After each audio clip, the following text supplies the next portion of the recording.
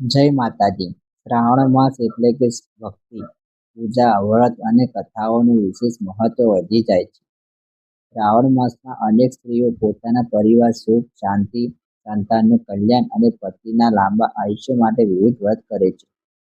તેમાં ફૂલકાજરીનું વ્રત પણ શ્રદ્ધા અને ભક્તિથી કરવામાં આવે છે. ફૂલકાજરીનું વ્રત. આ વ્રત ખાસ કરીને કુંવારી કન્યાઓ કરે છે અને આ વ્રત ફૂલ સૂંઘીને કરવામાં આવે છે.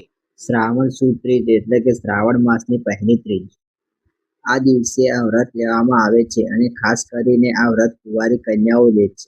આ વ્રતના દિવસે વ્રત કરનાર કન્યા વહેલી સવારે ઉઠે, નાહી ધોઈને તૈયાર થાય છે. એ દિવસે કન્યા નકોડો ઉપવાસ કરે છે અને પાણી પણ બને ત્યાં સુધી પીતી નથી. તેમ છતાં જો પાણી પીવું હોય તો ફૂલ સૂંઘીને પાણી પીવે છે. ત્યાર પછી શંકર ભગવાનની મંદિરે જાય છે અને ત્યાં આગળ શંકર ભગવાનની પૂજા કરે છે. પછી જ્યારે દિવસ આથમે ત્યારે ગાયો ઘરે આવે છે. ત્યારે સાંજે ગાયનું પૂજન કરે છે અને ગાયનું પૂજન કર્યા પછી એ જમે છે. એ દિવસે વ્રત કરનારે આખી રાત જાગરણ કરે છે અને ઘરના બીજા માણસોને તેને જાગરણ કરવાની મદદ કરે છે. એક સમય એક નાનકડા ગામમાં એક ગરીબ પરંતુ ખૂબ જ ધાર્મિક સ્ત્રી રહેતી હતી. તેનું નામ કાજળી હતું. કાજલ ખૂબ જ ભોળી અને શ્રદ્ધાળુ હતી. તેના ઘરમાં સંપત્તિ નહોતી, પરંતુ ભગવાન પ્રત્યે તેની અતૂટ શ્રદ્ધા હતી. કાજલી દરરોજ વહેલી સવારે ઉઠીને ઘર સાફ કરતી, સ્નાન કરતી અને ભગવાનની પૂજા કરતી.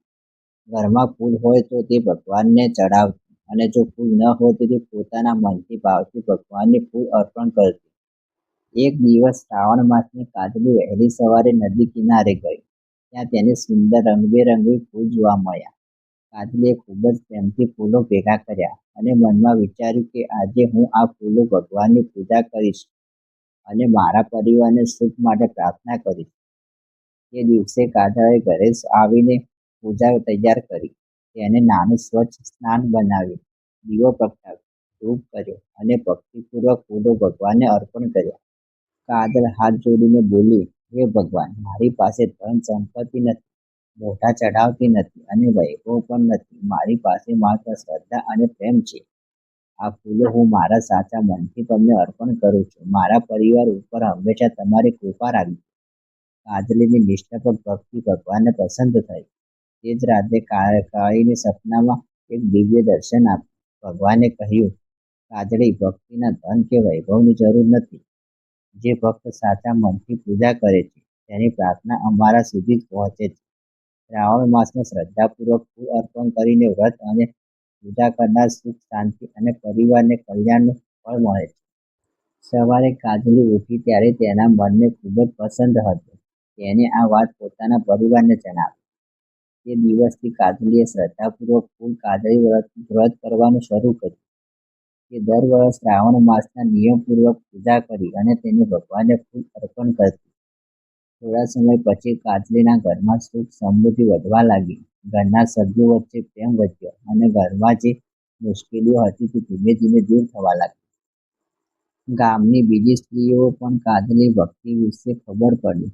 તેઓ કાજલી પાસે આવીને પૂછવા લાગ્યા, બહેન, તું કયું વ્રત કરે છે? તારા ઘરમાં તો પહેલા ઘણી મુશ્કેલીઓ હતી, પરંતુ હવે બધું સારું થઈ ગયું છે. કાજલીએ તેમને પોતાની પૂજા રીત અને ભગવાનની પ્રસન્નતા સાથે શ્રદ્ધા વિશે જણાવ્યું. તેમને કહ્યું, બહેન, વ્રત માત્ર નિયમનું નામ નથી. વ્રત એટલે કે મનથી ભગવાન સાથે જોડાવું. આ સાંભળીને ગામની સ્ત્રીઓએ પણ શ્રદ્ધાપૂર્વક ફૂલ કાજળીનું વ્રત કરવાનું શરૂ કર્યું.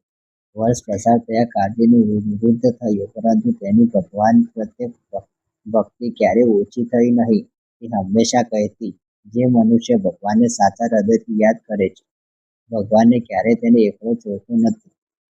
આ વ્રતની કથા સાંભળનાર અને શ્રદ્ધાપૂર્વક ભગવાનનું સ્મરણ કરનારના ઘરમાં સુખ, શાંતિ રહે, પરિવાર ઉપર ભગવાનની કૃપા રહે અને જીવનમાં સારા કાર્ય કરવાની શક્તિ મળે એવી પ્રાર્થના. ફૂલ કાજળીનું વ્રત શ્રદ્ધા અને ભક્તિથી કરવાની મનમાં શાંત રહે છે. પરિવાર સુખ સમૃદ્ધિ માટે પ્રાર્થના કરવામાં આવે છે. વ્રત કરનાર વ્યક્તિએ સત્ય બોલવું, કોઈને ખરાબ ન કરવું, જરૂરિયાતમંદની મદદ કરવી અને ભગવાનને સ્મરણ કરવું. વ્રતની પરંપરા અને વિધિ પદ્ધતિ તથા કુટુંબના પ્રમાણે અલગ હોઈ શકે છે. ત્યાંથી પોતાનું ઘર પરંપરા પ્રમાણે પૂજા કરવી. જો આ વ્રત કથા તમને ગમી હોય તો ભગવાનના આશીર્વાદ માટે વિડીયોને એક લાઈક કરો. ચેનલ પર નવા હોય તો સબસ્ક્રાઈબ કરો અને આ કથા તમારા પરિવાર તથા તમારા સગા સંબંધીઓ સાથે જરૂર શેર કરો. કાળી માતાની જય. જય શ્રી ભગવાન. જય માતાજી. મિત્રો, વિડીયો ગમ્યો હોય તો એક લાઈક કરો, શેર કરો અને સબસ્ક્રાઈબ કરવાનું ભૂલશો નહીં. ધન્યવાદ.